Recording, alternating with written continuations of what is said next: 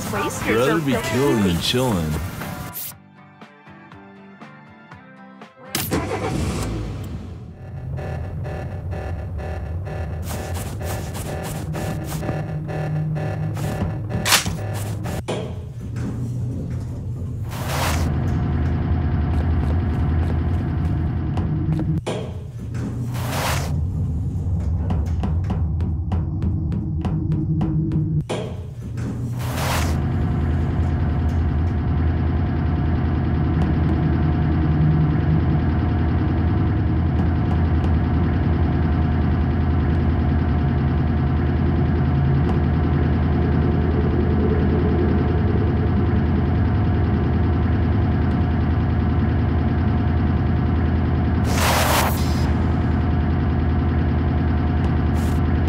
Greetings, Administrator.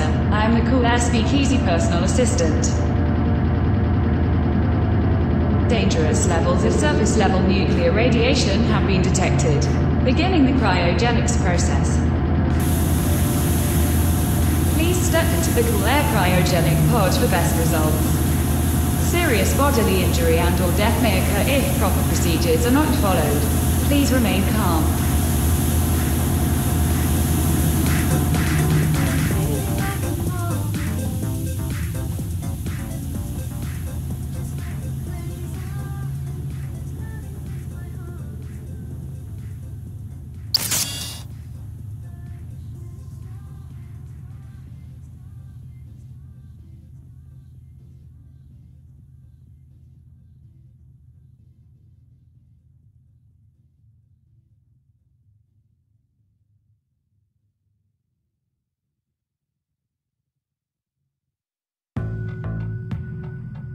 So the story goes that the waster came, they saw, they had too much to drink, and then disappeared forever, which is totally normal as far as wasters go.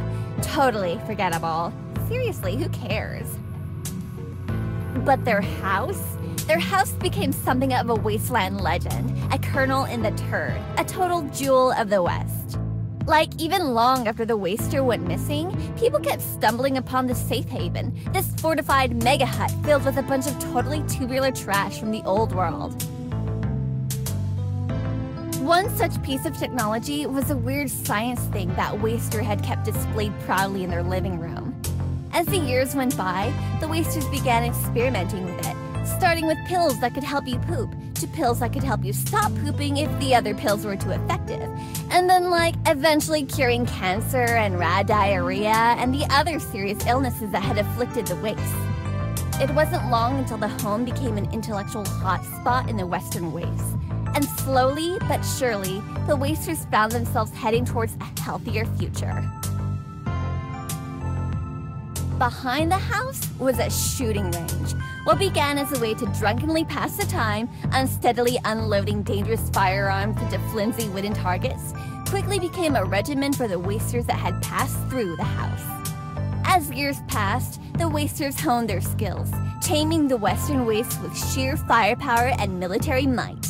The once lawless Western wastes had now found themselves under the protection of a small militia headquartered at the house.